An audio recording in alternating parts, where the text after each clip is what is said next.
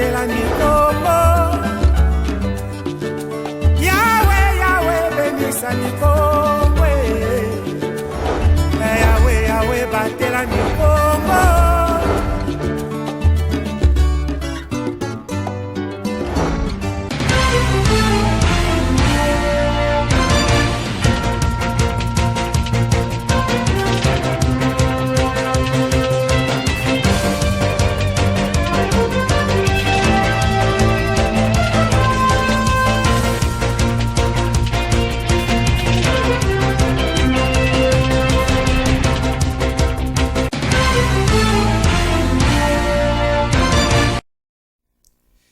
Vous êtes au rendez-vous de l'actualité sur les antennes de ma bannière télévision. Salut à toutes et à tous, chers téléspectateurs. Merci de nous rejoindre dans ce nouveau journal que nous ouvrons avec une brève.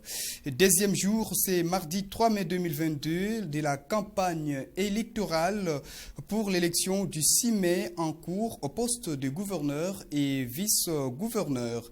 La commission électorale nationale indépendante CENI a bien sûr organisé une séance pédagogique sur l'explication du processus électoral et l'utilisation de la machine à voter en présence du rapporteur adjoint de la Commission électorale nationale indépendante CENI, mais aussi de la secrétaire exécutive provinciale de la CENI, CEP en sigle.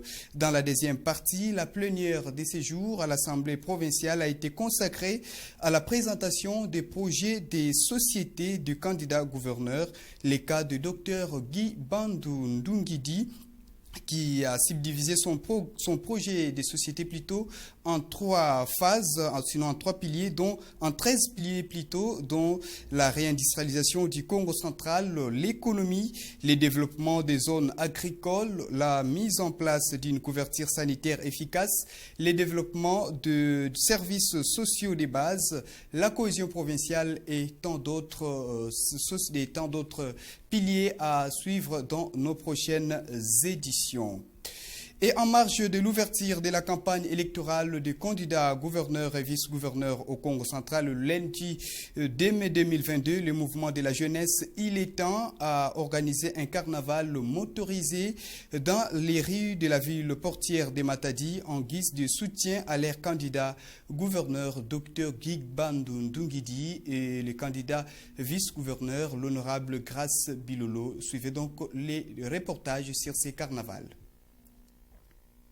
La campagne électorale pour les scrutins du vendredi 6 mai au poste de gouverneur et vice-gouverneur a été officiellement lancée le lundi 2 mai 2022, conformément au calendrier de la Commission électorale nationale indépendante CENI. Pour cette première journée de la campagne, le mouvement de la jeunesse Il est temps a organisé un carnaval motorisé avec des centaines de membres de ce mouvement. L'ego a été donné au Pompozo, direction Assemblée provinciale du Congo central en passant par Mvoadou, rond-point Simon Kimbangu, 24 novembre, Pont-Kianvu, rond-point 2415, avant d'atteindre Palace, devant les sièges de l'organe délibérant provincial. L'ambiance était électrique.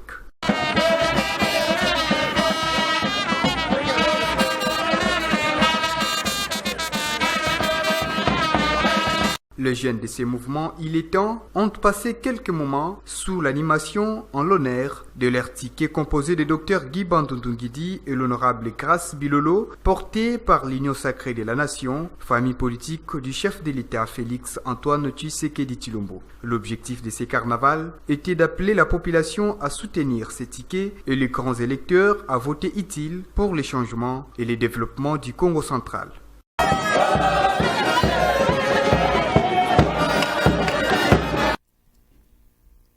Et voilà dans ce même chapitre de ces carnavals du mouvement de la jeunesse Il est temps, soutenant le ticket Guy Bandou Ndungidi porté par l'Union sacrée de la nation.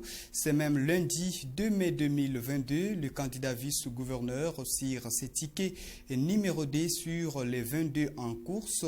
L'honorable Grace Bilolo a présenté ses civilités au président de l'organe délibérant provincial, président Jean-Claude Mvouemba Luzamba. Suivez sa réaction au sortir de cet entretien.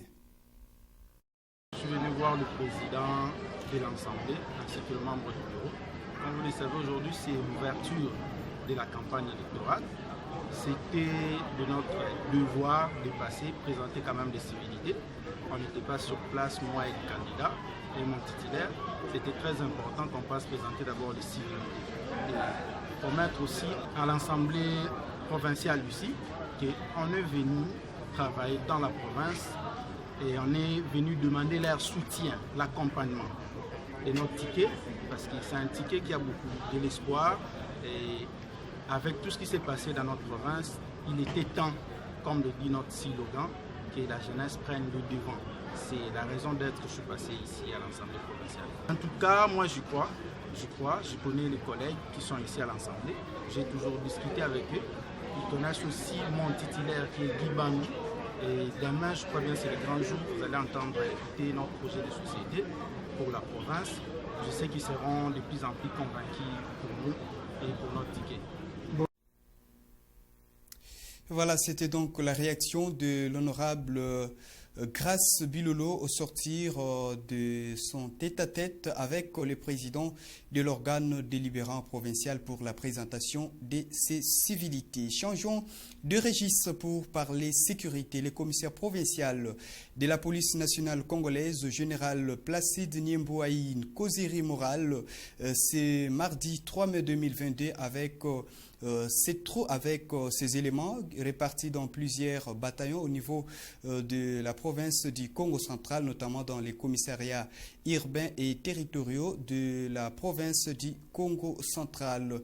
C'est mardi 3 mai 2022, le commissaire provincial de la police a donné des instructions claires à ces éléments sur la protection des civils et leurs biens, mais aussi en rapport avec cette période hautement politique, notamment pour l'élection du nouveau gouverneur et son vice le 6 mai prochain. Les détails dans ces reportages signés Diekris Malou et Bienvenue Tony.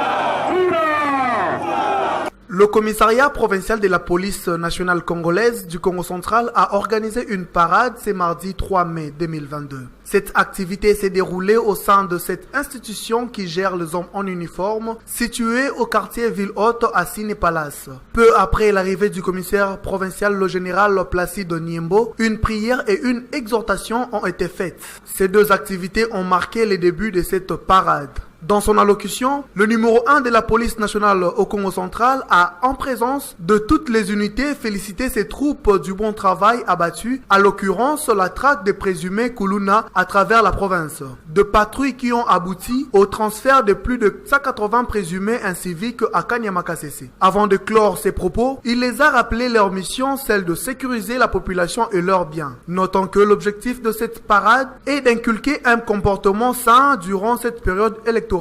La CENI nous a tenu informés qu'il y a 14 provinces dans lesquelles les élections vont se dérouler. Nous avons la mission, nous la police, de sécuriser les personnes et leurs biens. Donc nous devons sécuriser à la fois les candidats, nous allons sécuriser les électeurs, aussi bien la population. Notre affaire, c'est lorsque les gens vont tenter de troubler l'ordre public. À ce moment-là, nous, la police, nous sommes là pour dire aux gens, arrêtez ça, c'est pas comme ça, rentrez chez vous, libérez la voie publique. Le comportement des policiers, c'est d'abord la discipline, le respect des droits humains. C'est-à-dire, même s'il y a trouble à l'ordre public, la consigne que nous avons donnée, c'est la consigne de 0 mort. Cette parade s'est clôturée après le retentissement de l'hymne national.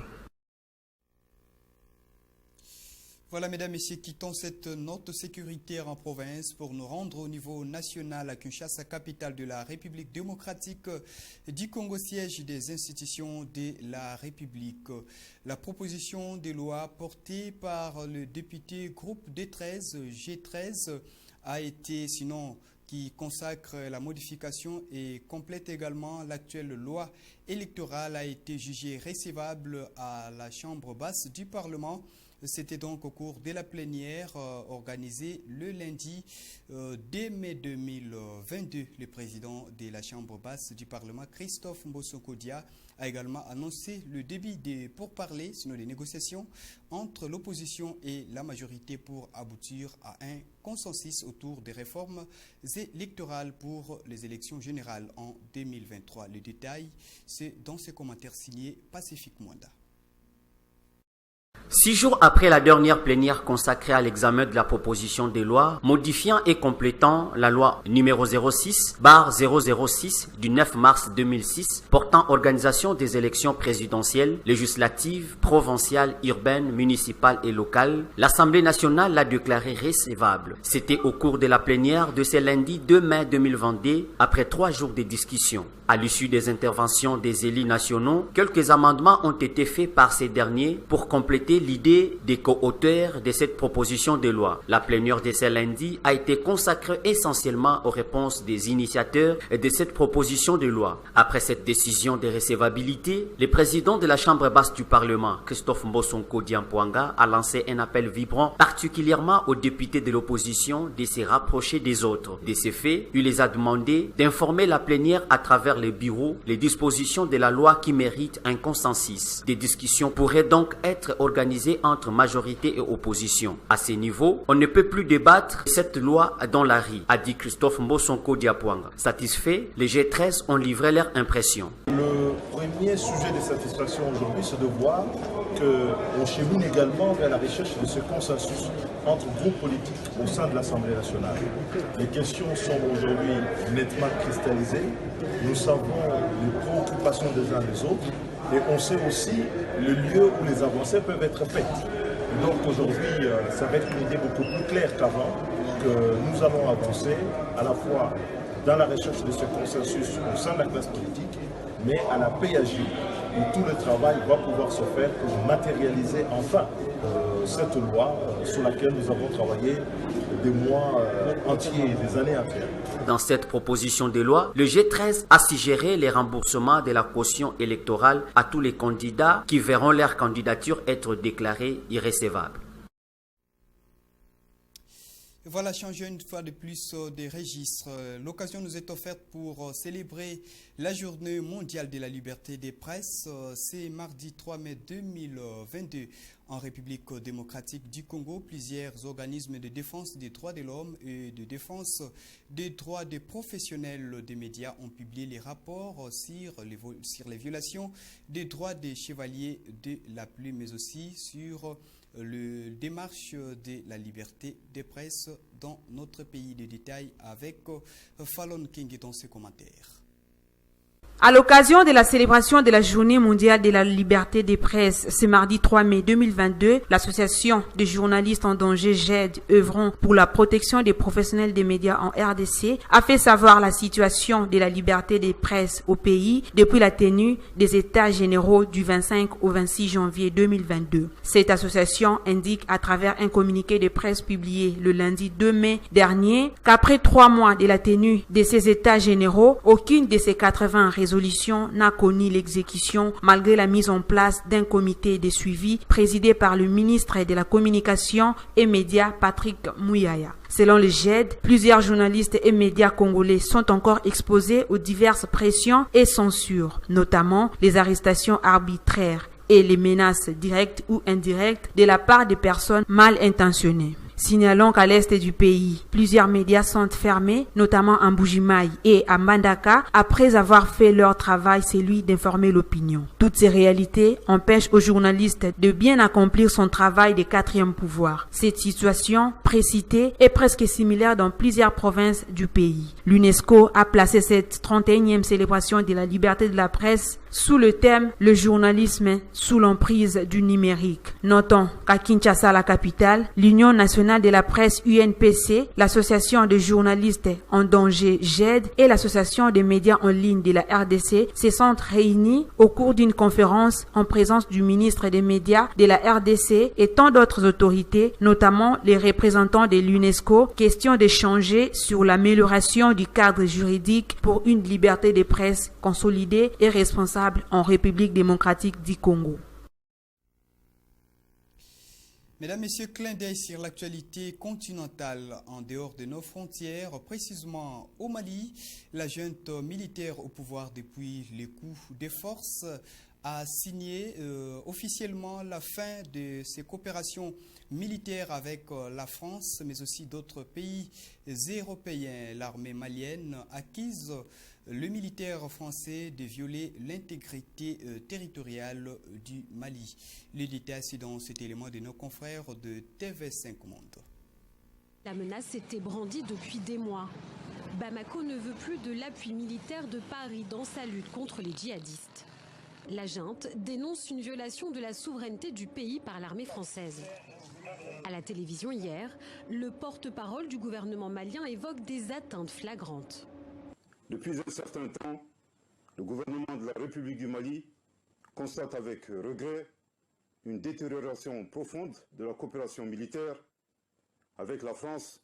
Le gouvernement de la République du Mali décide de dénoncer avec effet immédiat l'accord des 7 et 8 mars 2013 déterminant le statut des détachements français applicable à la force Barkhane. Cette déclaration est un signe de plus de l'escalade entre Paris et Bamako. Dernier épisode en date, la polémique autour du charnier de Gossi.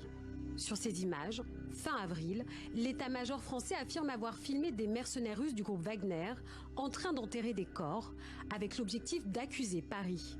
Une affirmation rejetée par Bamako. Pour la junte, il s'agit d'une tentative de déstabilisation en plus d'un survol illégal de son territoire. Quand on nous accuse de violation de l'espace aérien et de survol illégal de la zone de Gossi, lorsqu'on l'a fait le 19, le 20 et le 22 avril, on était dans notre bon droit. Et je précise par ailleurs que les règles de stationnement de la force Barkhane sur le territoire malien sont fixées par un accord qui a été signé en mars 2013. En dénonçant cet accord, Bamako rompt donc un peu plus ses liens militaires avec la France et ses alliés européens. Pour l'heure, difficile de savoir si cela aura un impact sur le retrait en cours de Barkhane.